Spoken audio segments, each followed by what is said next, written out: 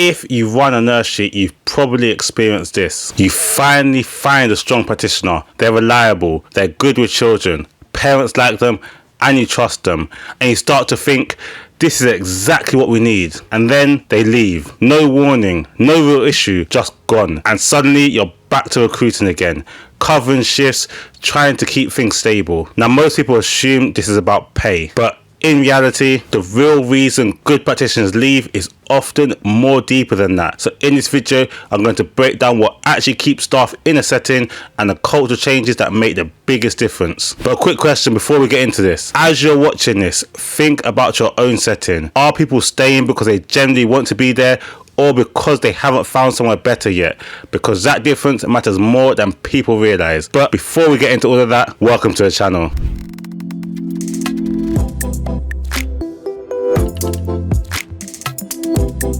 Welcome to the channel Open Nursery with myself, Kurt Liania, where I support people to open, run and grow their own nurseries. I support nursery owners and managers across the UK with improving their settings, from leadership and staffing through to inspection preparation and overall quality. But when it comes to staff retention, most people focus on recruitment. They think, how do we hire better people? How do we fill positions faster? But that's only part of the picture, because staff retention isn't just a recruitment problem, it's a leadership and culture problem, because people don't just leave jobs, they leave environments.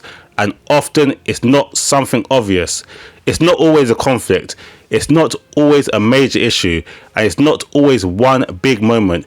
It's the day-to-day experience of working in the setting, how they're spoken to, how they're supported, whether they feel valued, and whether they feel like they're growing. And over time, those small experiences add up until eventually they decide to leave. And this has become even more important under the new framework, because Ofsted are now looking more closely at leadership in action. Not just what you say you do, but what your team actually experience. That includes things like staff support, supervision, well-being and ongoing development. It's no longer enough to say we do supervisions, because Ofsted aren't just interested in whether they happen, they're interested in what's being discussed, how are staff being supported, and whether those conversations are actually improving practice. The same applies for appraisals.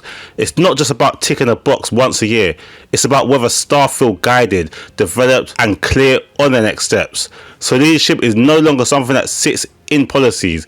It shows up in your team, in how confident they are, in how they interact with children, and in how stable your setting is, which is why this shift is so important. Strong leadership now shows through your team, not just your paperwork. So before we get into the changes, let's address something that comes up a lot. Pay does matter, of course it does, but in most cases it's not the only reason people stay or leave. Because if someone feels unsupported, if they feel undervalued, if they feel stuck, even a small increase elsewhere can be enough for them to go. On the other hand, I've seen settings where pay isn't the highest, but staff stay because of how they're treated, because of how they're supported, and because of the environment they're part of. And that's the shift. The strongest settings don't just focus on pay, they create an environment where people feel supported, feel valued, and feel like they're growing. So let's look at what actually makes that happen in practice. One of the biggest opportunities in most settings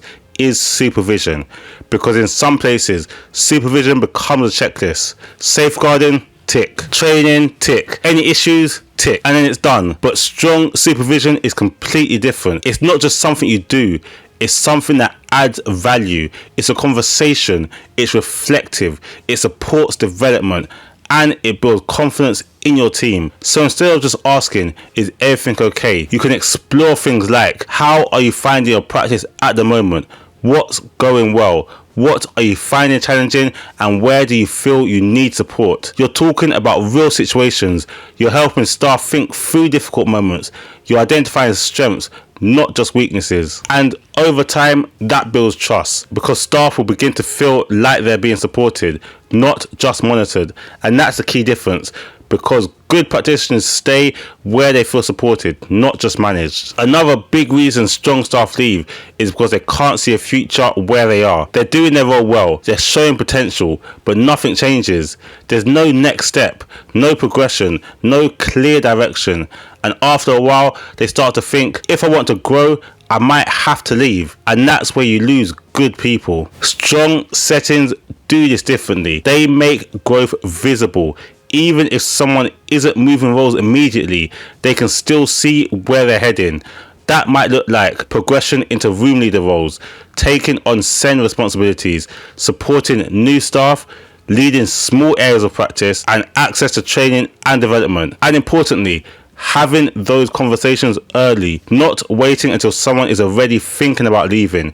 Because when people can see a future, they're more likely to stay and build it where they are. So always remember, people stay where they can see themselves growing. Now let's talk about well-being, because this is something that gets mentioned a lot, but not always understood properly. Well-being isn't posters in the staff room.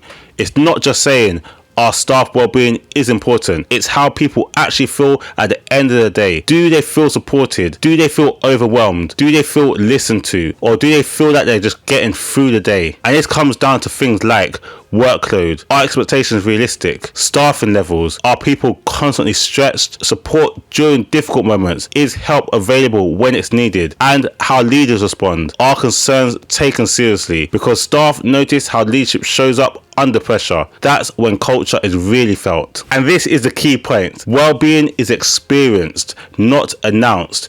It's built through daily actions, through consistency, through how people are treated when things aren't going perfectly. And when staff feel that support consistently, they're much more likely to stay. Now the next one, and probably one of the most important, is culture and communication, because culture drives everything. And culture isn't created through policies, it's created through everyday interactions. It's how leaders speak to staff, the tone that's used, the level of respect that's shown, and whether people feel listened to, because staff pick up on this very quickly. They notice how feedback is given, how mistakes are handled, how conversations happen under pressure, and whether their voice actually matters. And this is a question worth asking yourself honestly. Do staff feel heard, or do they just feel instructed? Because there's a big difference. In some settings, communication is one way. Instructions are given, expectations are set, but there's very little space for staff to contribute, reflect, or be involved. In stronger settings, communication feels different. There's dialogue, there's openness, there's respect, and over time that builds a positive culture. A culture where people feel comfortable, where they feel part of something, and where they feel valued, not just directed. Because at the end of the day, culture is what people feel when they come into work, not what's written in policies. And then finally, something simple but incredibly powerful: recognition. People want to feel seen, not just corrected, not just monitored, and not just told what needs improving. They want to feel appreciated, and this doesn't have to be complicated. It can simply be verbal recognition, acknowledging good practice in the moment, trust, giving people responsibility and showing confidence in them, or opportunities, allowing them to take ownership of areas. Because when people feel trusted and recognized, their confidence grows, their motivation increases, and their connection to the setting becomes stronger. And it's often the small, consistent moments of recognition that make the biggest difference over time. So when you put all this together, what you start to see is a shift. Staff don't stay because they have to. They stay because they want to. They feel supported, they feel valued, and they feel that they're progressing. And that's the difference between settings that are constantly recruiting and settings that build stable, confident, high quality teams.